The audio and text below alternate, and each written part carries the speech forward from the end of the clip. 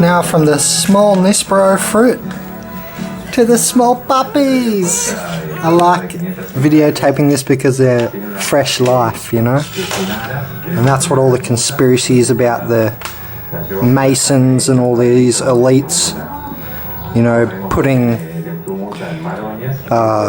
you know, people at the stake and burning them and all this stuff, all the rituals and then all the other suspicious stuff that goes on.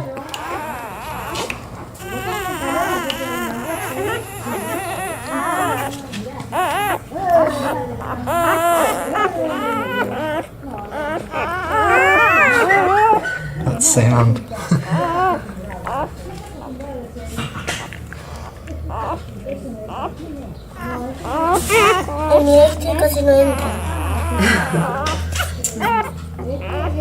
It's beautiful on the images that they have in the skin.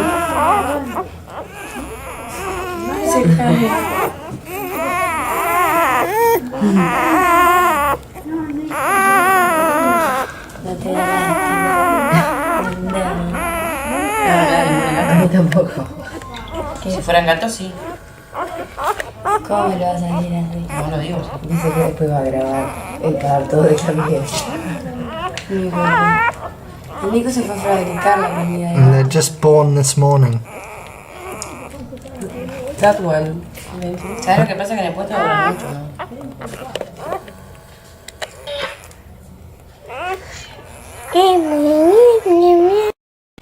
So as you can see, I just nailed the chair to the tree, so it's nice and sturdy, even one nail in there. So I can just sit up here. That's where I was shooting from, in the window down there. And let's have a look at the view, besides the garden, which is coming along pretty nicely. We've got a lot of bottles there, a lot of plants.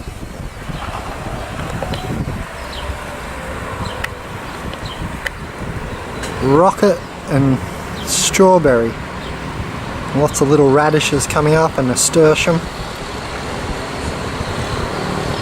Even got a fennel there, some rosemary, parsley.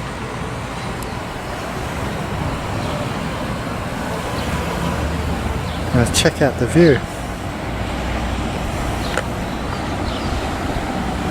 So, you know,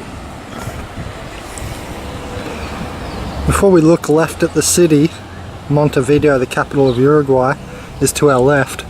I just wanted to say, you know, they're grapes over there.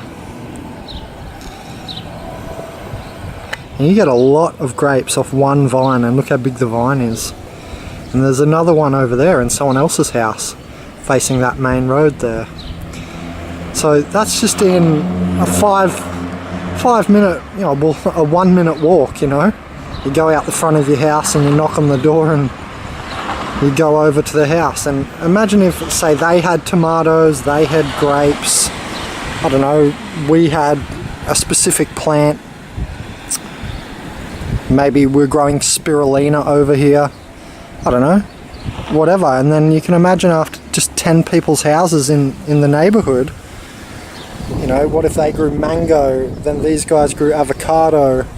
So, you know, each house has a different sort of food tree, and you can just all swap and go over, and in 5-10 minutes in the morning you'd have the food ready for the whole week.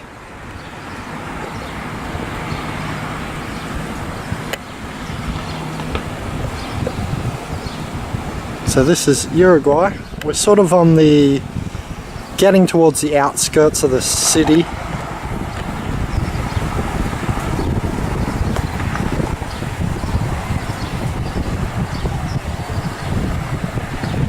There's the city more over there. Let's see how close we can zoom in.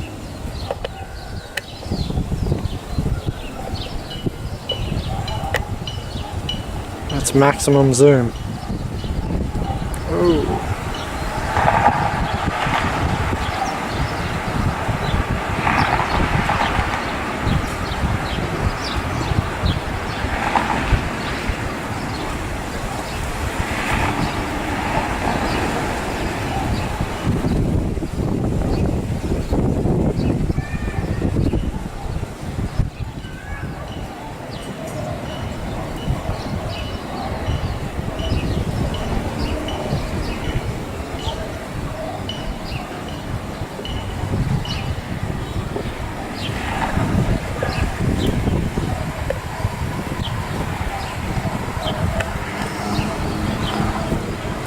pretty much it.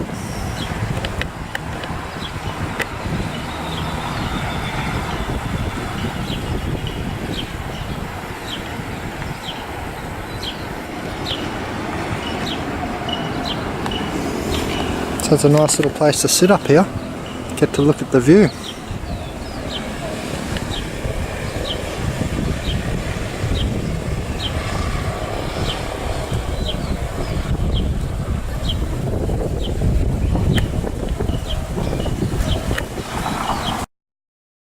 Alright, so I just got a bag full here, quite a lot. I don't know how many kilograms, but of Nispero here in Uruguay. And I think they're low quats, and I've never had a low quat before, but they taste beautiful. And you know, I picked a lot of green ones that are very close to ripe here, like this one here. I bet that will turn yellow in the next day or two. Now it's disconnected from the tree. It'll have those last sugars in the stem and it'll all feed into the fruit. But you're not meant to have them green like this one here, just because I was picking them in a rush. So that's a bit too small and it's just going to be hard. I won't even be able to eat that. But I might be able to use its seed. So I just got a whole bag full of free Nispero seeds as well. So there's other uses sometimes other than just eating it straight away. So the yellow ones are good for eating right now, like this one. And the more green, the more toxic it is. And you know, you're not able to eat the green ones like with most fruit. Just be careful that they don't have any real green on them. So there's the low quat, LO quat half eaten, and there's the seed. That's only one half of the fruit seed, and then there's another seed like this. So there's two seeds in there. And look, tastes really nice. Look at the glistening. It's just a nice sugary sort of fruit with some nutrition. Let's have a look into the nutrition of the low quat next on the internet. But I'm also going to show you the tree. This was just picked off one branch. So off one branch I got a whole bag full. There was, you know, 10 to 20 other branches, 20, 30 other branches. So that's why I just kept picking, and I was picking quickly, and I'm just going to wait for all the yellow ones to ripen in a day or two and then put the ones that are already yellow in the fridge right now. And that'll, you know, bring the bag down to half or so, and then I'll wait for the green ones, any greenish yellow ones to turn, and then the other ones I can use as seeds maybe, because they don't look too premature, most of them. They're on the verge of going yellow. So yeah, let's go have a look at the tree. Okay, so here's the Nispero tree just around the corner. But I just wanted to say, you got to make sure that they're yellow, because if they've got any green on them at all, there's still some toxication left, or you'll become intoxicated.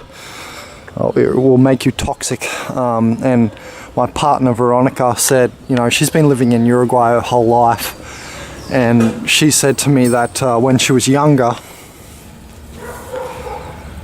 there they are there. She said to me when she was younger that she ate some greener ones. They weren't fully ripe, and she was sick actually in bed for a whole week or like 10 days. So, you know, you really want to avoid taking them when they're green and eating them. Just wait until they're fully ripe. As you can see, there's plenty on a full-grown tree. It's amazing how much fruit you get off a full-grown any fruit tree. But check this out, you know, there's a lot of Nispero. It's like the avocado tree I showed you the other day. No, I actually sold some of those avocados at the market for 75 cents each, so I also made like $60 as well.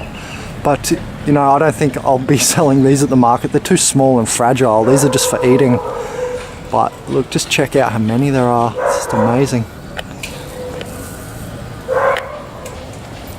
You know, they come in bundles all over the place. So make sure they're yellow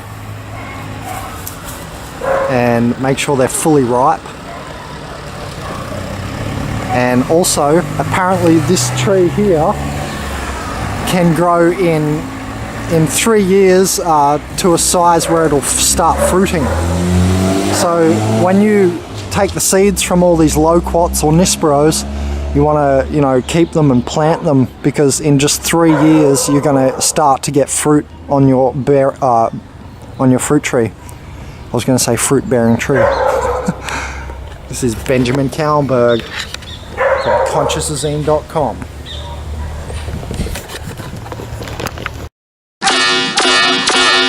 Captain Planet, motherfucker.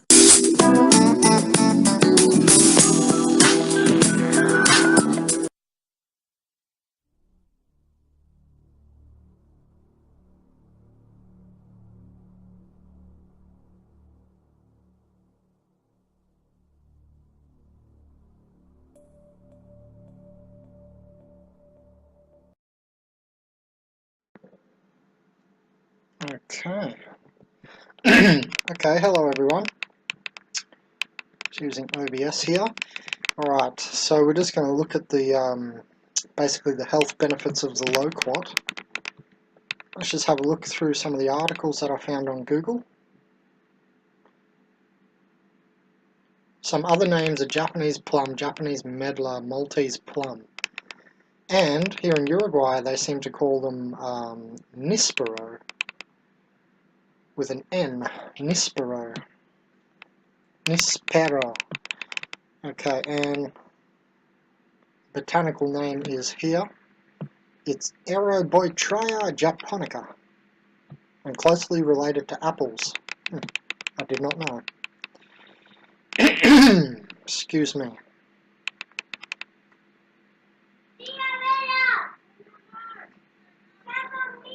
So they've got a bit of pectin. Pectin holds back moisture inside the colon, and thus functions as bulk laxative. This way it helps protect the colon mucous membrane by decreasing exposure time to toxic substances, as well as binding to cancer-causing chemicals in the colon. There's a point I'd like to talk more about, the mucosa membrane, because I don't hear anybody really mentioning that well. Maybe I need to, YouTube mucosa membrane more often. But I don't hear too many people mentioning too much about mucosa, because, it's spit, it's phlegm. But, it's one of the humours. We have a humoral immune system and a cell-mediated immune system, which is the cells. And I'll call that cell-mediated immune system, the light system, and it's the high-dimensionally facing immune system. It's facing up into the higher dimensions, receiving higher light. And your cells communicate on light band frequencies of the electromagnetic lower spectrum anyway. So that's a good name, I thought, and that's what I call it. Pardon me, I'm just lying down so my throat's getting mucosa.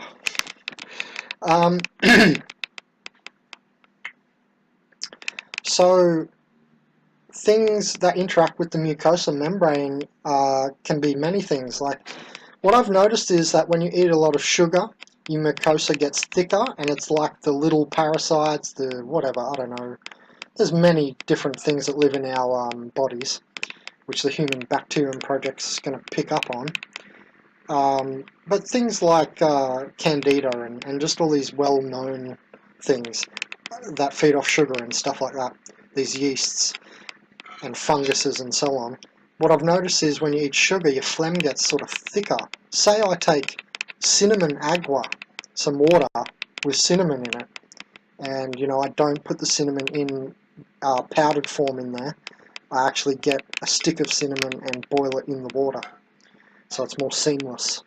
Anyway, that will thin your mucosa membrane, and so you start playing around with foods, and you notice some foods make your mucosa membrane thicker.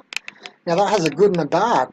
Like it says here, that can, where was it? It can decrease exposure time to toxic substances if you have, say, a thick mucosa membrane, obviously, right?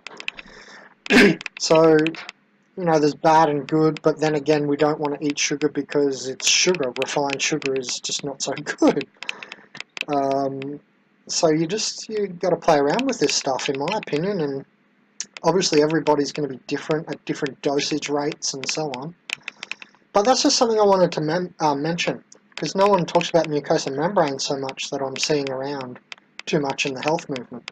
It's not like a big thing, everyone's talking about grounding, for instance.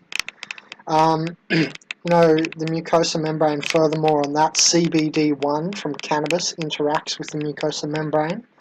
So it's interesting when you research into mucosa one of the 4 humours of the humoral immune system, which I call the down-facing or the dense world-facing immune system. Because it's facing down dimensionally into the second dimensional domain of things made out of stuff, rather than the high dimensional intangible domains. Anyway, let's keep going. And remember, pectin's also what you make like jelly with. So maybe you can make some jelly with these. I haven't tried. Possibly, by the looks of the fruit, you probably do need to add some extra pectin though. Just by the texture of the fruit, it's not exactly like a blueberry, for instance, which is very mucilaginous, if you understand what I'm saying.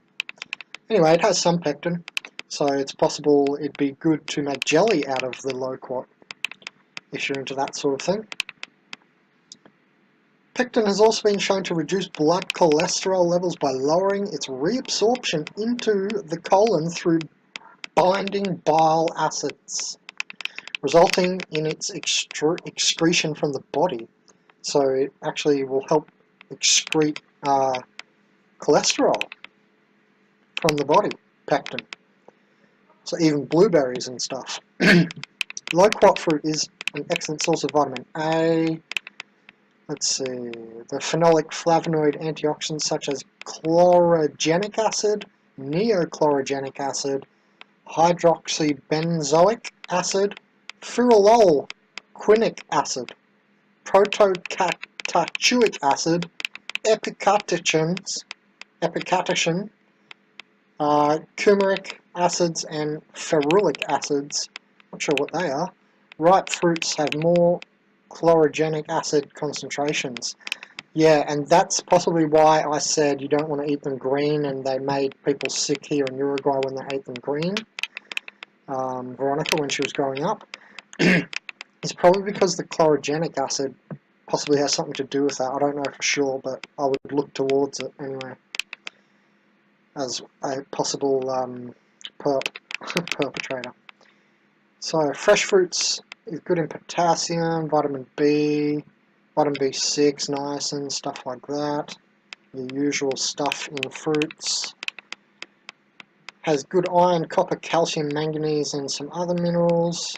Oh, here we go. We've got the breakdown chart right here from nutritionandyou.com.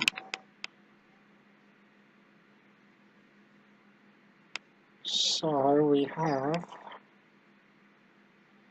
a lot of vitamin A, 51% of your regular daily intake, your RDA, what you're sort of meant to have every day. Some good manganese, I guess, 6.5%, that's alright. It's not much, but hey, every little bit helps in these rare minerals that you don't get in bread, or pasta, or pizza. So every little bit, even if it's 1%, is better than pizza, pasta, bread, etc. Dead foods.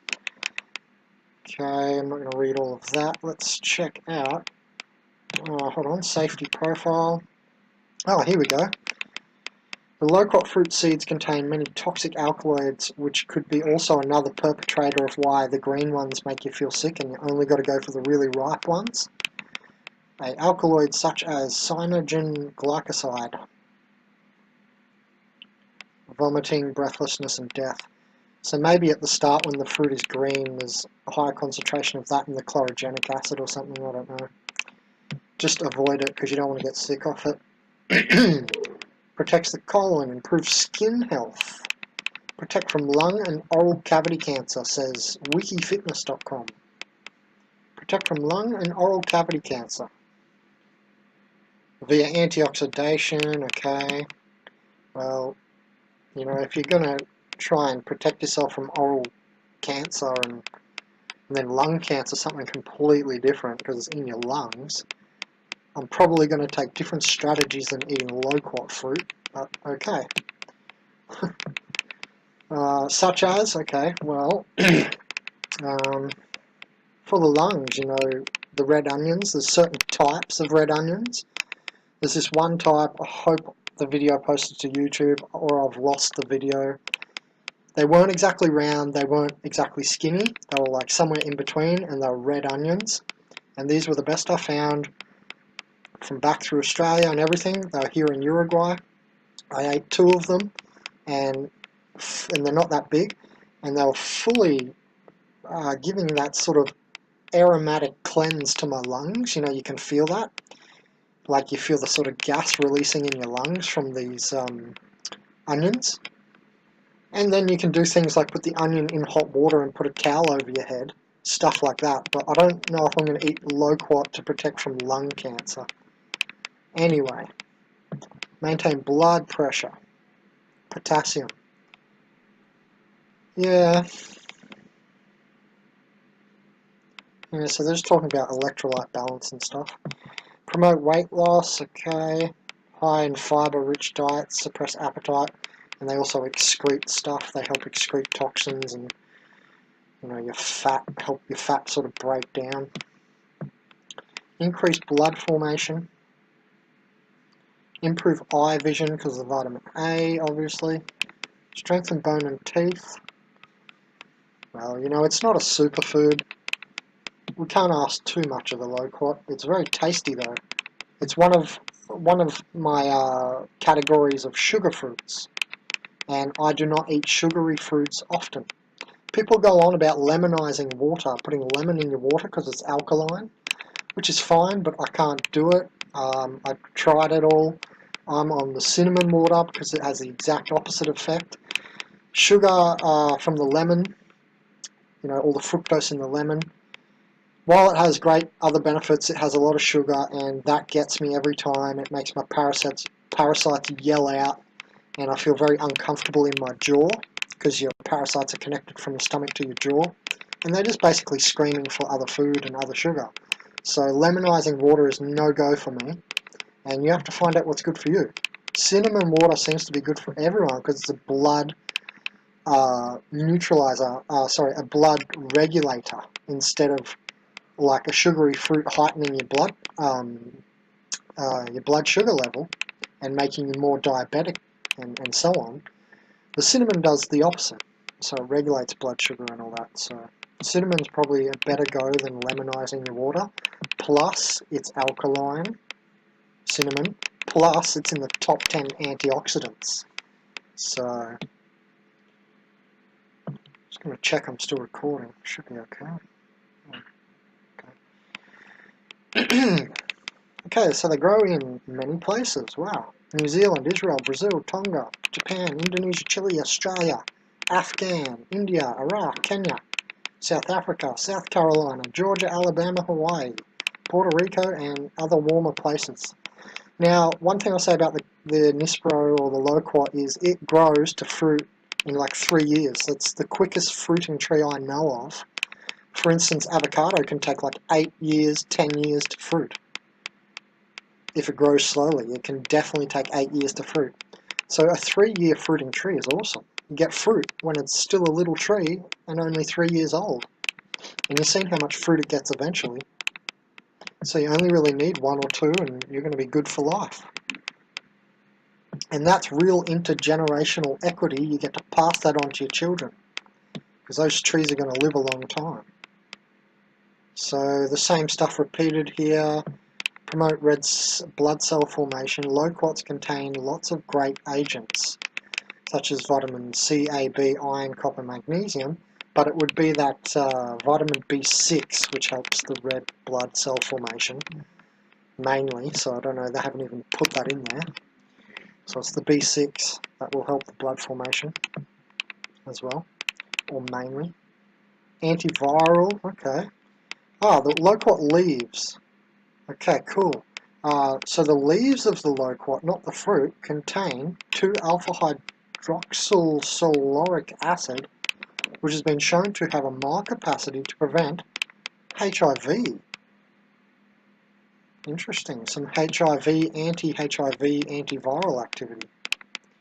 Cough drops. Many times loquats are used in the making of cough drops, because they are soothing for the throat. Yeah, definitely.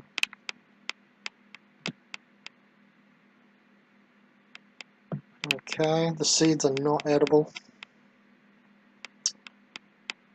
Here's another one, organicfacts.net.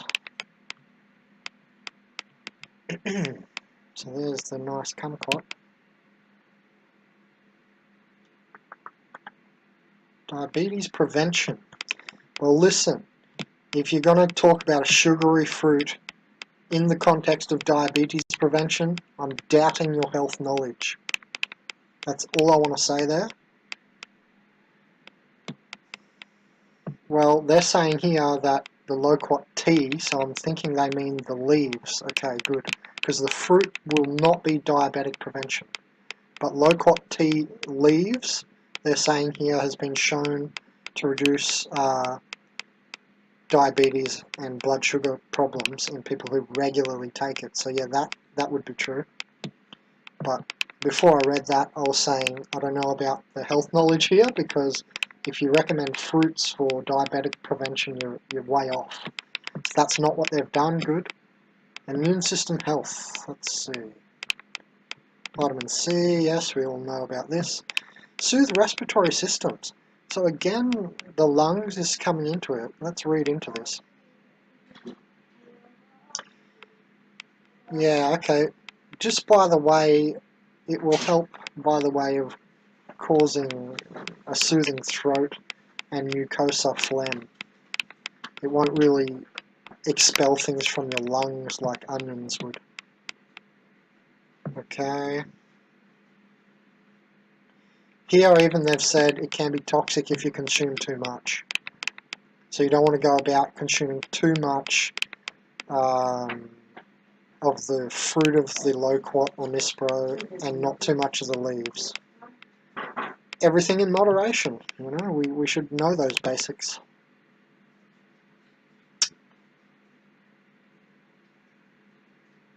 So it says here that it may help dissolve thick mucus that holds onto toxic compounds. So that's for the loquat leaf. Sweet, interesting. But you know, any tea will do that, by the way. You take, and if you want the best for that, you go for something like olive or lemon myrtle. They're going to be the best for help dissolve thick mucus membranes. I mean, you take a cup and you'll be good. So I mean, you want to, if you know, I should be here supporting loquat, but I think it's more important for me to be honest in a generalized, expanded health knowledge of all the plants on Earth. And I really do, I'm not putting the loquats down. What I'm trying to say is, if you really were after loquats for this specific reason, it's possibly, well, for sure better that your mucosa membrane will be less thickened and degraded by olive and better sorted out by lemon myrtle. So it's just my opinion. Supports the pancreas. The administering of insulin helps, but anything that can assist the pancreas is of primary importance. Organic loquat leaf supports pancreatic cells. They have no link there, or no proof, but that's what they're saying. There again is, so there's a link on the viruses activity. So Global Healing Center has a reference here to do with loquat leaves and viruses. If we press the little 5, it will take us to, where's the reference? In there. Yeah, okay. So it will take us to that one there. So there's a few good, I'll just leave that on the screen for a minute. There's some good references that you might want to look further into. Liver function improvements from the extract of the leaf, it would be, I'm guessing, not the fruit. Constituents of that for antiviral. Anti-inflammatory constituents of topically applied crude drugs. Constituents and anti-inflammatory effect of loquat. Seed extract on, oh wow, the effect of the loquat seed extract on oxidative stress, so antioxidation, in adriamycin-induced nephropathy in rats. Okay. Anyway, let's go to the next article. see what we have here. Beautiful. Such a beautiful fruit to have there in your garden.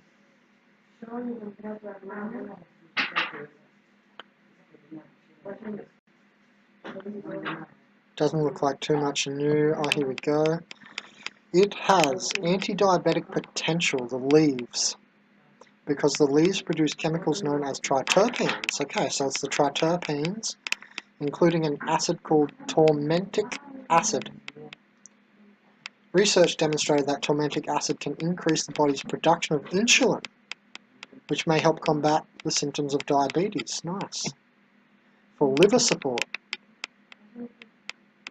Research shows loquat leaves are rich in source of plant sterols, linoleic acids, which help the liver perform properly. Interesting. Linoleic acids are in many greens, so probably all of them. I see it even in parsley, but maybe it would be in a much higher content in the leaves of the loquat, and I do feel that as a shaman looking at its leaves. Yes, I can just pick up energy of stuff, especially when you have this stuff, like scientific data in front of you, then you re-image in your eye the last time you looked at the plant leaf, and that's how the shamans have the biggest pharmacopoeia in the Amazon jungle, because we're seeing things through our eyes, we're not just reading from the paper or from the website. And I recommend and I encourage you all to do that.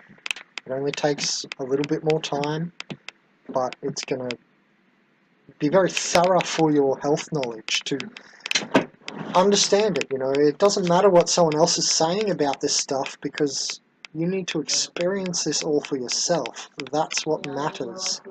Your universe.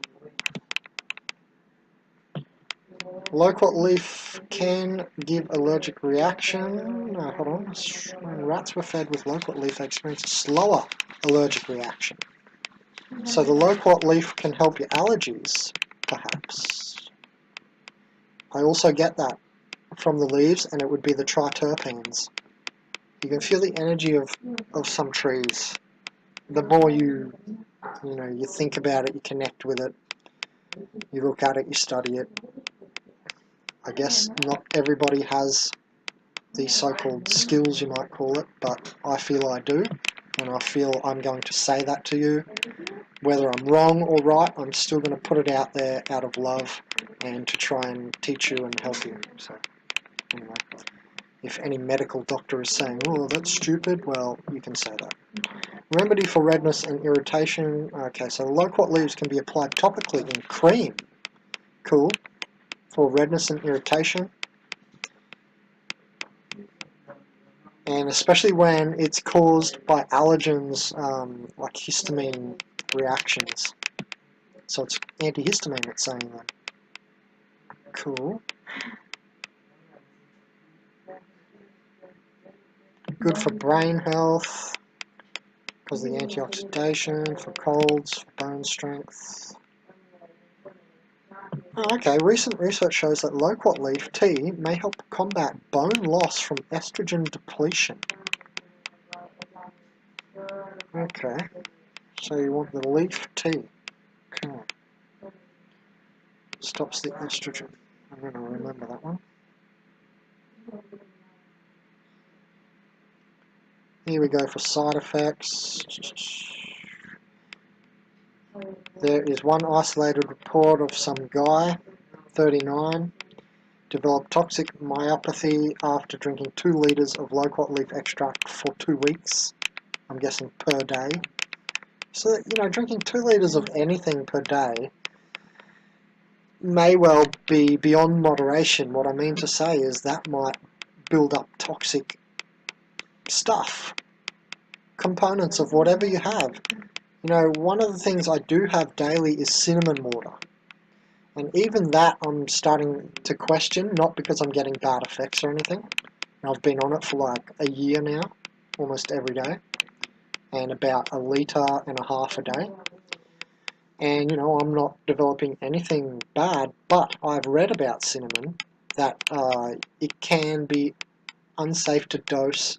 For instance, if I make a tincture of mine fully too strong, it can not be good because it can contain a certain, I think it might be the main thing in cinnamon or something, some other substance like cinnamonol or whatever it's called, I forgot, but I remember reading that there's 2 types of cinnamon, and one type of cinnamon has too large a quantity of this substance which can become toxic.